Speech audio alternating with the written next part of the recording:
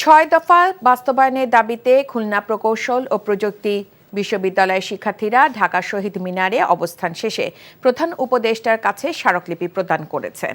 তাদের ৫ সদস্যের প্রতিনিধি দল প্রধান উপদেষ্টার বাসভবন যমুনায় গিয়ে প্রধান উপদেষ্টার কাছে স্মারকলিপি প্রদান করে। সেই সাথে খুলনা প্রকৌশল ও প্রযুক্তি বিশ্ববিদ্যালয়ের VC professor doctor Mohammad Masud, pro VC professor doctor Sheikh Shariful Alam ও ছাত্র কল্যাণ বিষয়ক পরিচালককে অব্যাহতির দাবি জানান।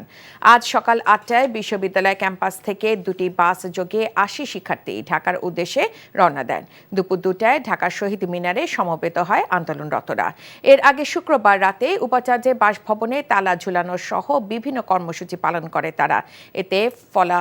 এতে ফলাফল না হওয়ায় প্রধান উপদেষ্টাকে স্মারকলিপি দেওয়ার সিদ্ধান্ত নেন শিক্ষার্থীরা।